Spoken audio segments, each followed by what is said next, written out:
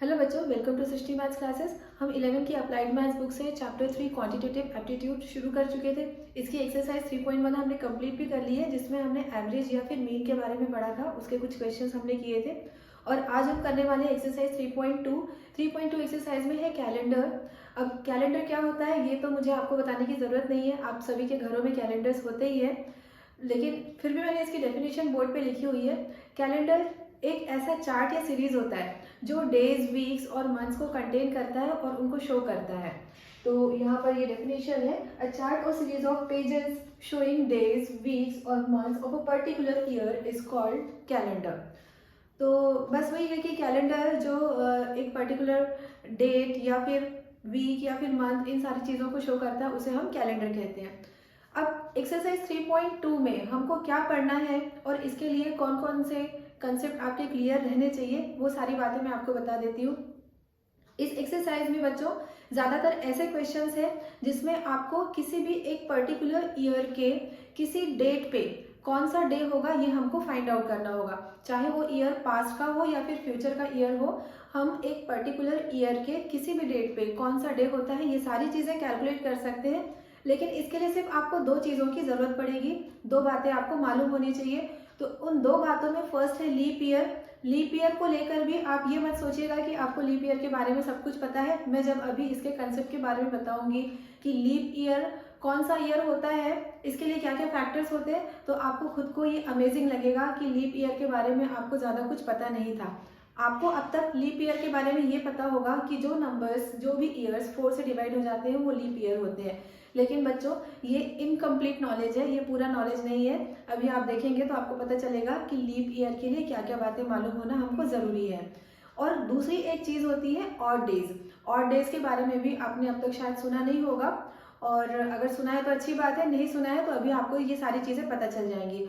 तो अगर leap year और नंबर ऑफ ऑड डेज के बारे में पता चल जाए तो हम किसी भी ईयर के एक पर्टिकुलर डेट पे कौन सा डे आएगा ये सारी चीज़ें बता सकते हैं। तो सबसे पहले तो मैं आपको लीप ईयर एक्सप्लेन कर देती हूँ। लीप ईयर के लिए सारे बच्चे, किसी भी बच्चे से अगर पूछेंगे कि लीप ईयर कौन सा ईयर होता है तो वो यही बोलेगा कि जो भी ईयर 4 से डिवाइड हो जाता है उसको हम लीप ईयर कहते हैं, लेकिन ये नहीं है बच्चों, बल्कि जो ईयर 4 से डिवाइड नहीं होते हैं वो नॉन लीप ईयर होते हैं। ये जो इसका कन्वर्स है ये बिल्कुल ट्रू है कि कोई सा भी ईयर, जैसे अभी हमारा चल रहा है 2021, अगर 2021 को हम 4 से डिवाइड करेंगे तो ये डिवाइड तो पूरी तरह से नहीं हो पाएगा, यहाँ पर रिमाइंडर लास्ट में 1 बचेगा। मैं डिवाइड करके ही दिखा देती हूँ। 4 5 जा 20, फिर ये 2 आ जाएगा, 0 0 जा किया तो फिर से रिमाइंडर 2 आएगा, फिर लास्ट में जब अपन 1 लेंगे तो 4 5 जा 20 और रिमाइंडर 1 बच रहा है। तो ये जो ईयर है 4 से डिवाइड नहीं हो रहा है, definitely this is not a leap year. लेकिन लीप ईयर वो भी नहीं होंगे जो 4 से डिवाइड हो जाएंगे। 4 से डिवाइड होने के अलावा हमको कुछ और भी बातें चेक करनी पड़ती हैं लीप ईयर होने के लिए। तो वो कौन कौन सी बातें वो मैं आपको अभी एक्सप्लेन कर देती हूँ।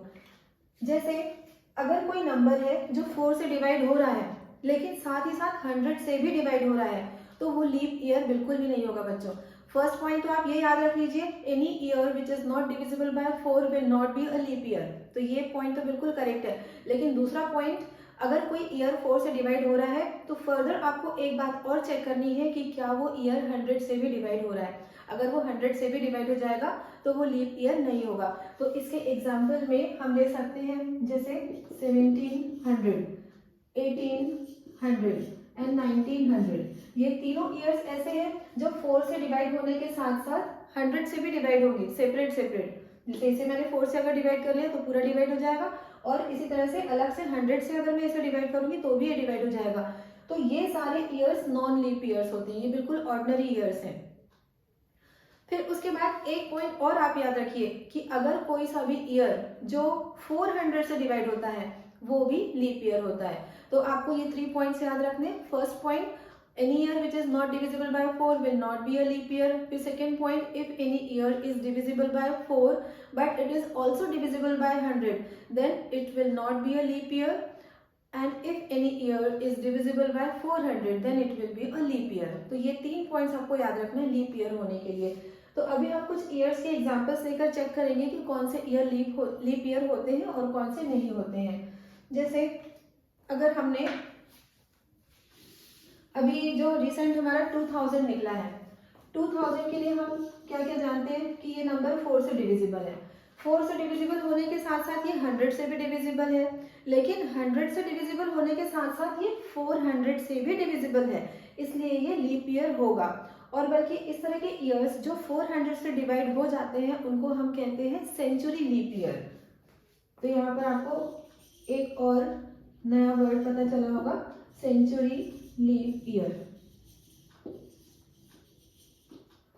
तो लीप ईयर होने या नहीं होने के लिए आपको ये 3 नंबर्स याद रखने हैं। फर्स्ट 4 है, फिर सेकेंड नंबर है 100 और थर्ड नंबर है 400। अभी हम कुछ एग्जांपल्स लेंगे इन नंबर्स को लेकर लीप ईयर है या नहीं है चेक करने के लिए। तो अभी हम 2000 से आगे आगे बढ़ते हैं। जैसे 2004, ये मैंने ईयर एक चूज किया, इसको हम 4 से डिवाइड करेंगे। तो आपको पता है डेफिनेटली 11 के बच्चों को 4 से डिवाइड कैसे किया जाता है बताने की जरूरत नहीं है। तो ये पूरी तरह से डिवाइड हो जाएगा और रिमाइंडर यहाँ पर 0 बचेगा। तो ये एक ऐसा नंबर है जो 4 से डिवाइड हो रहा है लेकिन 100 से डिवाइड नहीं हो रहा है। 2004 ये नॉट डिविजिबल बाय 100 है। तो ये जो ईयर है ये लीप ईयर होगा। फिर आगे चलते हैं हम 2008, ये भी सेम इसी तरह का ईयर है जो 4 से तो डिविजिबल है, divisible by 4 but not by 100। तो इस तरह के ईयर्स लीप ईयर होंगे। लेकिन कुछ ऐसे ईयर, जैसे अभी मैंने एक एग्जांपल बताया था 1900, ये ईयर्स 4 से तो डिवाइड हो रहे हैं साथ ही साथ 100 से भी डिवाइड हो रहे हैं, इसलिए उनको हम लीप ईयर नहीं होंगे, नहीं बोलेंगे। 1900 ये लीप ईयर नहीं होगा क्योंकि 4 से डिवाइड होने के साथ साथ ये अलग से 100 से भी डिवाइड हो रहा है। इसी तरह से और अपन बैक में जाए 1800, ये भी लीप ईयर नहीं है क्योंकि 4 के साथ साथ ये 100 से भी डिवाइड हो रहा है। अब अपन इस ईयर को देख रहे हैं 2008, ये सिर्फ और सिर्फ 4 से डिवाइड हो रहा है लेकिन 100 से डिवाइड नहीं हो रहा है, इसलिए आगे कुछ हमको चेक करने की जरूरत नहीं है कि ये लीप ईयर होगा या नहीं होगा। This will be definitely a leap year. अब अपन जैसे ये हमने अभी एक एग्जांपल देखा था 2000 का, तो 2000 4 से डिवाइड हो रहा था, साथ ही साथ 100 से भी डिवाइड हो रहा था, लेकिन उसके आगे ये नंबर 400 से भी डिविजिबल है। ये दोनों नंबर्स 400 से डिवाइड नहीं होंगे, आप चेक कर सकते हैं। इसको अगर आप 400 से डिवाइड करेंगे तो रिमाइंडर 0 नहीं आ पाएगा, इसे भी आप 400 से डिवाइड करेंगे तो रिमाइंडर 0 नहीं आ पाएगा। लेकिन ये नंबर 4 से भी डिविजिबल है, 100 से भी डिविजिबल है और साथ ही साथ 400 से भी डिविजिबल है, इसलिए ये जो ईयर है ये लीप ईयर है। और बल्कि इस तरह के नंबर्स जो भी 400 से डिवाइड होते हैं उनको हम कहते हैं सेंचुरी लीप ईयर। तो उम्मीद है कि आप लोगों को लीप ईयर के बारे में समझ में आ गया होगा। और अब लीप ईयर के बाद दूसरा जो इम्पोर्टेंट पॉइंट समझने वाला है वो होता है ऑड डेज वाला। तो ऑड डेज किसको कहते हैं? जैसे एक पर्टिकुलर टाइम पीरियड आपके सामने है, पर्टिकुलर टाइम पीरियड मतलब जैसे कुछ डेज आपके सामने है, सपोज 100 डेज है या 50 डेज है, तो हमको अगर वहां पर number of odd days calculate करना है तो हम ये देखते हैं कि 7 से डिवाइड होने के बाद रिमाइंडर क्या बचता है, मतलब पूरे के पूरे वीक निकलने के बाद कितने डेज एक्स्ट्रा आते हैं उनको हम कहते हैं ऑड डेज। तो अभी मैं कुछ एग्जांपल से आपको एक्सप्लेन करूंगी।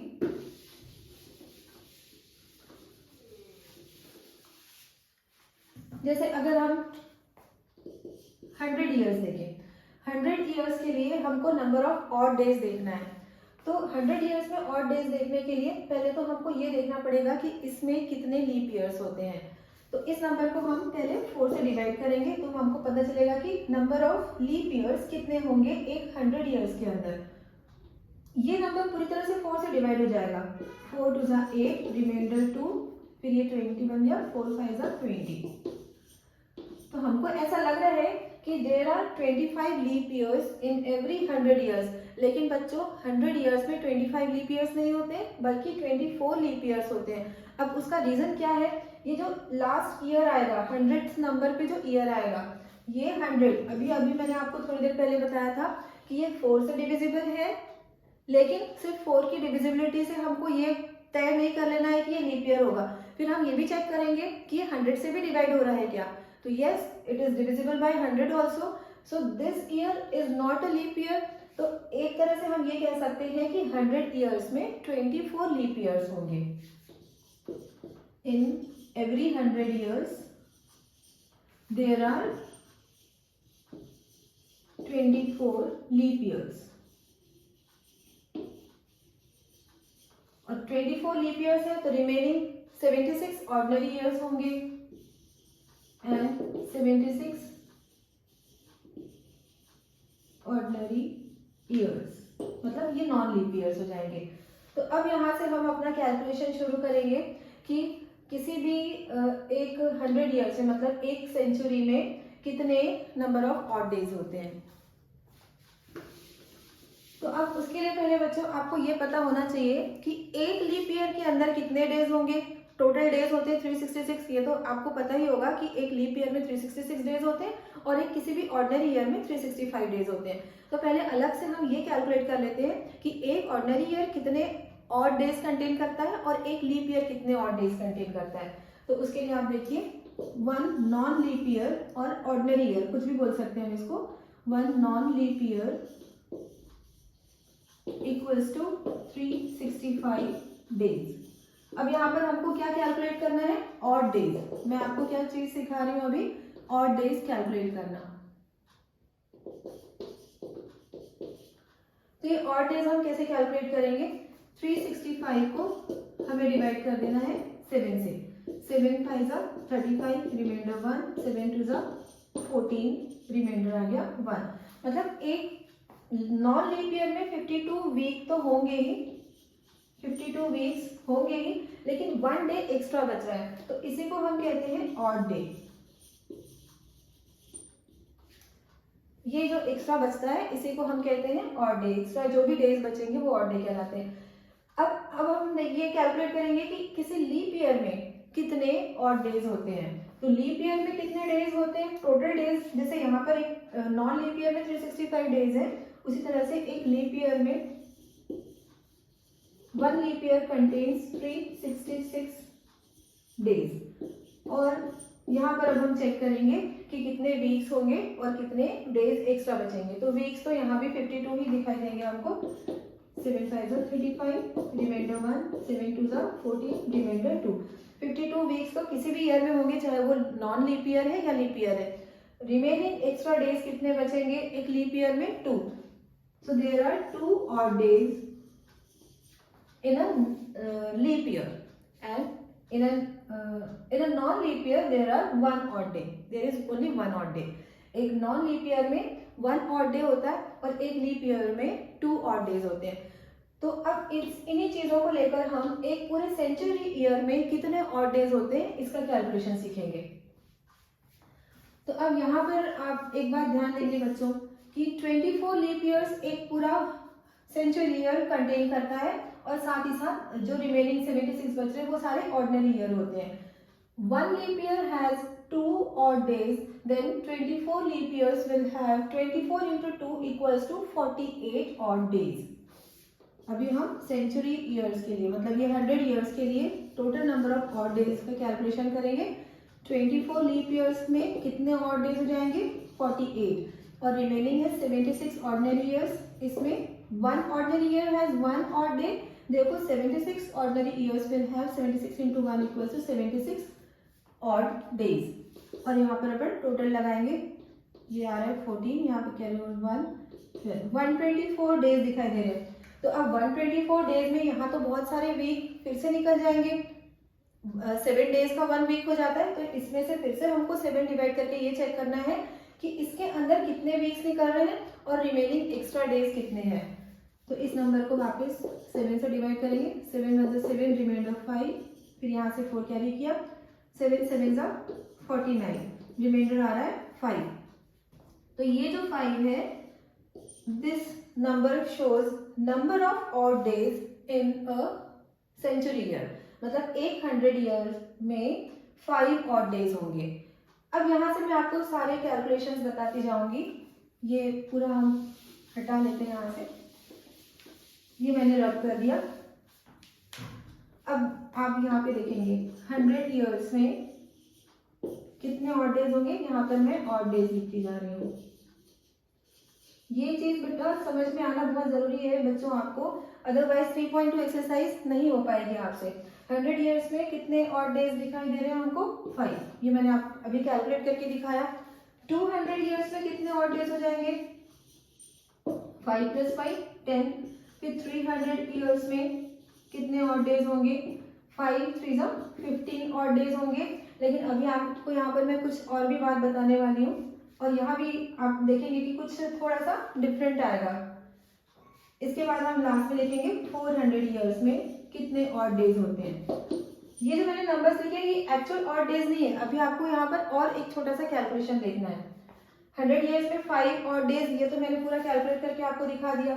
200 ईयर्स के लिए इसमें 2 मल्टीप्लाई कर दिया, 300 ईयर्स के लिए इसी में 3 मल्टीप्लाई कर दिया, 400 ईयर्स के लिए इसी में मैंने 4 मल्टीप्लाई कर दिया 5 में, तो ये 20 आ गया। लेकिन बच्चों आपको तो पता ही है कि 10 डेज में फिर से एक पूरा वीक निकलेगा, मतलब 7 डेज का एक वीक निकलेगा, और उसके बाद फिर यहाँ पर रिमेनिंग 3 डेज एक्स्ट्रा बचेंगे। तो एक्चुअली 200 ईयर्स में हमको 3 ऑड डेज मिलेंगे, क्योंकि 7 डेज का तो एक वीक निकल जाएगा। इसी तरह से 15 डेज में 2 वीक्स निकल जाएंगे, बिकॉज 7 2 14। तो यहाँ पर ऑड डे जो एक्स्ट्रा डे बचेगा वो होगा 1। और इसी तरह से ये जो 20 आ रहा है यहाँ पर एक्चुअली 20 ऑड डेज नहीं होंगे, बल्कि 21 ऑड डेज होंगे। और उसका रीजन भी आप समझ लीजिए। ये जो 400 नंबर आएगा, 100 100 100, इस तरह से जब 4 टाइम्स 100 निकलेंगे तो जो 400 ईयर्स होगा, ये नंबर अब आप फिर से रिकॉल कीजिए कि मैंने आपको लीप ईयर के बारे में क्या बताया था। अगर कोई नंबर 4 से डिविजिबल है लेकिन 100 से डिविजिबल नहीं था तो वो लीप ईयर था। फिर सेकेंड हमने ये चेक किया था कि 4 से डिविजिबल है, साथ ही साथ 100 से भी डिविजिबल है, तो फिर वो नॉन लीप ईयर होगा। लेकिन वहां पर एक कैलकुलेशन और हम देखते हैं कि क्या वो नंबर 400 से भी डिविजिबल है। तो अगर वो 400 से भी डिविजिबल होता तो फिर से वो लीप ईयर कहलाता है। तो उस तरह से ये जो 400 ईयर्स हमको दिखाई दे रहा है, ये जो एंड का ईयर होगा ये फिर से एक लीप ईयर बनेगा। तो एक लीप ईयर में 2 ऑड डेज होने की वजह से एक ऑड डे आपको यहाँ एक्स्ट्रा मिलेगा। तो टोटल ऑड डेज यहाँ पर होंगे 21। तो 21 डेज में 3 वीक्स पूरे के पूरे निकल जाएंगे और रिमेनिंग एक्स्ट्रा डे कुछ भी नहीं बचेगा। इस तरह से 400 ईयर्स में नंबर ऑफ ऑड डेज मिलेंगे 0। तो अब आप इन नंबर्स को याद रखिए।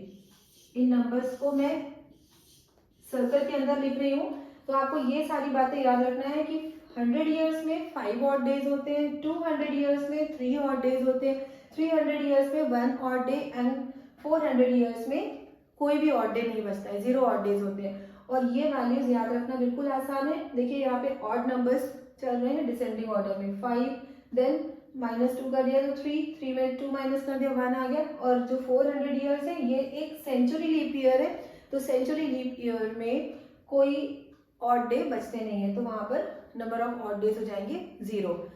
तो अब यही सारे कंसेप्ट पर बेस्ड है एक्सरसाइज 3.2। तो इसके हम क्वेश्चंस सॉल्व करना शुरू करें। ये first question, what was the day on 4 जनवरी 2002।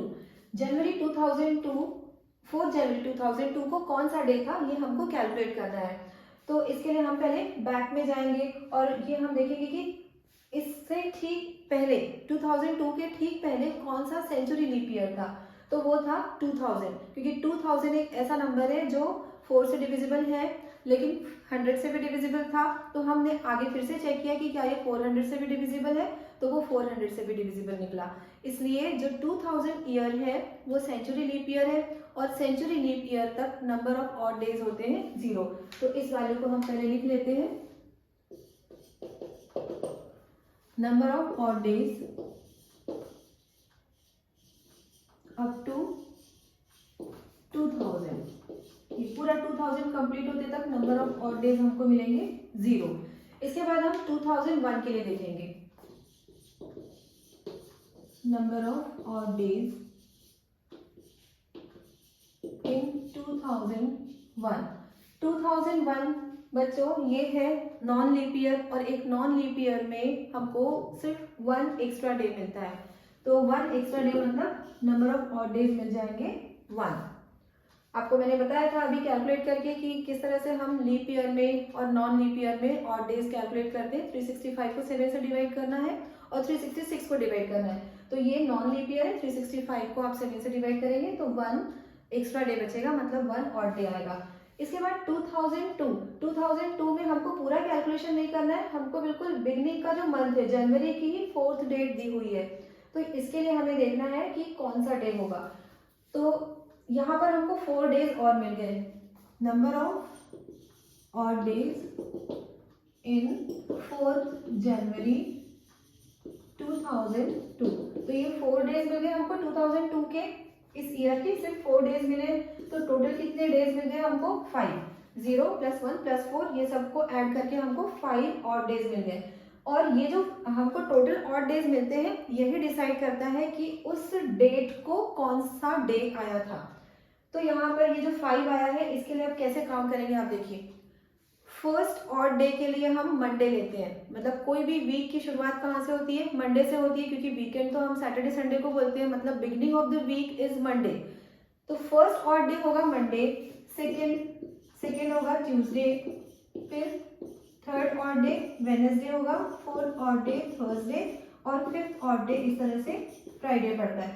तो 4 जनवरी 2002 को कौन सा डे था, फ्राइडे था, इट वॉज फ्राइडे।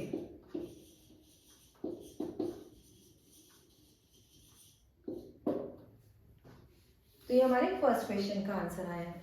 अब देखेंगे हम question number 2। What was the day on 13th August 1975? 1975 13th अगस्त को कौन सा डे आया था ये हमको देखना है।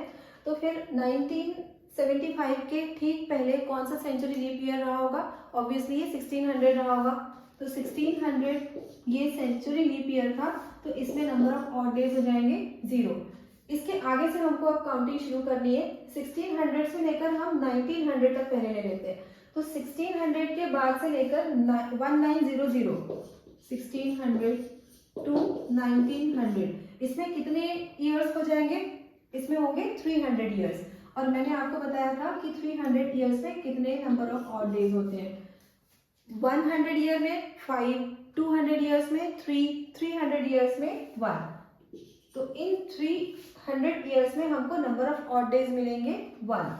अब इसके बाद से हमको चेक करना है कि अब कितने ऑड डेज मिलने वाले हैं। तो ये जो 13 अगस्त 1975 हमको दिख रहा है, इसके ठीक बिफोर 1974 तक हम काउंट करेंगे नंबर ऑफ ऑड डेज। तो 74 में ऑड डेज काउंट करने के लिए पहले तो बच्चों हमको ये देखना होता है कि इसमें लीप ईयर्स कितने होंगे। अप टू 1974 हमें क्या काउंट करना है, इसके लिए लीप ईयर। तो 74 1900 तक तो हमने कर लिया कैलकुलेट, सिर्फ 74 को 4 से डिवाइड करेंगे तो हमको पता चल जाएगा कि कितने लीप ईयर्स होंगे। 4 1 जा 4, रिमाइंडर 3, 4 8 जा 32, तो 18 लीप ईयर्स होंगे। Up to 1974 there are 18 leap years. और अगर 74 ईयर्स में 18 लीप ईयर्स आ रहे हैं तो सब्ट्रैक्ट करने के बाद ये पता चलेगा कि नॉन लीप ईयर्स कितने हैं। 14 - 8 6 एंड 6 - 1 5, 56 ईयर्स मिलेंगे हमको नॉन लीप ईयर्स। तो एक बार आप फिर से देख लीजिए। 74 1900 तक तो हमने देख लिया कि 1600 is the first century year before 1900। फिर 1600 टू 1900 300 ईयर्स दिखाई दे रहे हैं। 300 ईयर्स में 1 ऑड डे होता है। इसके बाद 74 ईयर्स में 1900 क्रॉस करने के बाद 74 ईयर्स में नंबर ऑफ लीप ईयर्स 18 दिखाई दे रहे हैं। तो रिमेनिंग जो होंगे 56 ये नॉन लीप ईयर्स होंगे। एक लीप ईयर में 2 ऑड डेज होते हैं, तो यहाँ पर नंबर ऑफ ऑड डेज हो जाएंगे 18 × 2। और एक नॉन लीप ईयर में 1 ऑड डे होता है, तो 56 में 1 मल्टीप्लाई करेंगे तो 56 ऑड डेज हमको मिलेंगे यहाँ पर। और इसमें 18 × 2 = 36, तो यहाँ पर टोटल ऑड डेज हो जाएंगे 92। 92 ऑड डेज हो रहे हैं, लेकिन हम इतने सारे ऑड डेज नहीं लेते कभी भी। 7 से ज़्यादा जब भी ऑड डेज दिखाई देते हैं तो हम वहाँ पर 7 को डिवाइड करते हैं और रिमाइंडर चेक करते हैं, मतलब एक्स्ट्रा डेज चेक करते हैं, उसी को हम ऑड डे कहते हैं। तो ये जो 92 ऑड डेज आ रहे हैं इसमें फर्दर हम 7 डिवाइड करेंगे। 92 डिवाइडेड बाय 7, 7 1 जा 7, रिमाइंडर 2, 7 3 जा 21, रिमाइंडर 1। तो अब हमको 1 और डे दिखाई दे रहा है up to 74, up to 1974 number of odd days equals to 1। तो यहाँ पे ये 0 दिख गया था, इधर 1 दिखाई दे रहा है 1900 तक, और 1900 क्रॉस करने के बाद 1974 तक भी हमको नंबर ऑफ ऑड डेज 1 दिखाई दे चुके हैं। इन सबको हम ये सर्कल के अंदर लिख लेते हैं, या फिर आप अंडरलाइन कर लीजिएगा, क्योंकि बहुत सारे नंबर्स आते जाएंगे तो आपको फिर काउंट करने में मुश्किल होगी। अब हमको देखना है कि 30 अगस्त 1975 तक कितने ऑड डेज मिलेंगे। तो उसके लिए हमको सारे मंथ्स के डेज काउंट करने पड़ेंगे। जैसे ही 1975 स्टार्ट होगा, जनवरी में कितने डेज मिलेंगे? जनवरी में हमको मिलेंगे 31 डेज। फेब्रुवरी में, अब फेब्रुवरी के लिए आपको फिर से चेक करना पड़ेगा कि 75 लीप ईयर है या नहीं है। 1975 is not divisible by 4, therefore it is not a leap year, it is an ordinary year. तो यहाँ पर 28 डेज की फेब्रुवरी होगी। फिर मार्च में 31, अप्रैल में डेज, मई में वापस 31 डेज, फिर जून में, बाकी डेट्स यहाँ पे लिख लेते हैं, जून में होंगे 30 डेज, जुलाई के 31 डेज, और हमको फाइनली अगस्त तक जाना था तो अगस्त में 13 डेज होंगे। अगस्त में 13 डेज। कौन से मंथ में कितने डेज होंगे, कौन से मंथ में 31 डेज और कौन से मंथ में 30 डेज होते हैं, ये वैसे तो सारे बच्चों को पता ही होता है, पर फिर भी मैं आपको बता देती हूँ। आपको इस तरह से सारे फिंगर्स को बाइंड करना है और फिर यहाँ से हम काउंट करते हैं। और ये तो जनरली सबको पता ही होता है, पर फिर भी अगर आप में से किसी को नहीं पता तो आप देख लीजिए। जहाँ पर ये यहाँ पर बोन्स आ रही है वहाँ पर 31 डेज होंगे, और जो जहाँ पर हम नीचे की तरफ जाएंगे वो 30 डेज होगी। जनवरी, फरवरी, मार्च, अप्रैल, मई, जून, जुलाई।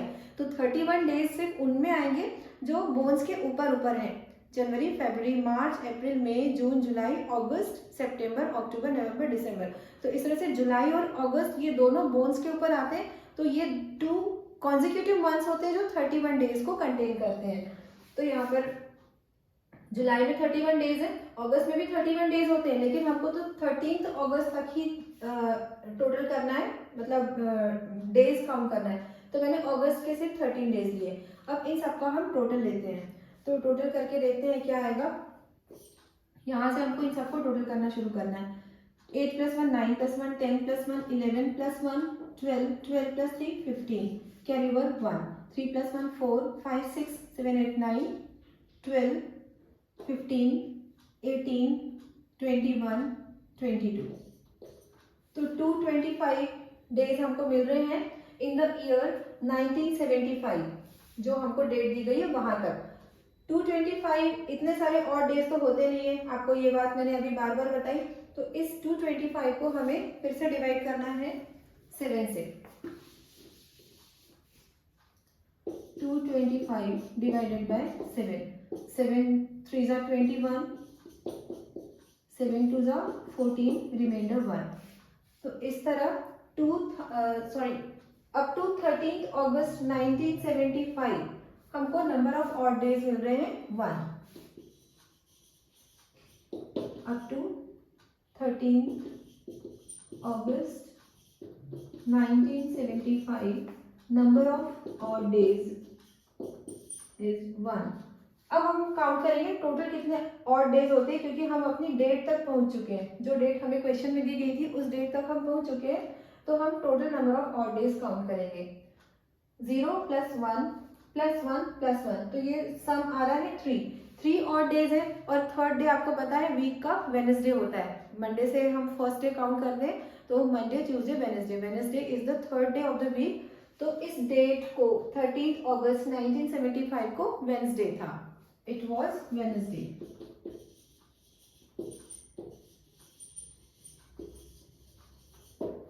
तो आज हमने 2 क्वेश्चंस किए हैं। अगले वीडियो में एक्सरसाइज पूरी कंप्लीट हो जाएगी। कुछ और भी डिफरेंट टाइप के क्वेश्चंस हैं आगे एक्सरसाइज में, तो वो सारे क्वेश्चंस मैं आपको करवा दूंगी। और अगर मेरी टीचिंग पसंद आ रही है तो प्लीज़ वीडियो को लाइक करिएगा, अपने दोस्तों के साथ शेयर करिएगा, चैनल को सब्सक्राइब करिएगा and thank you so much for watching.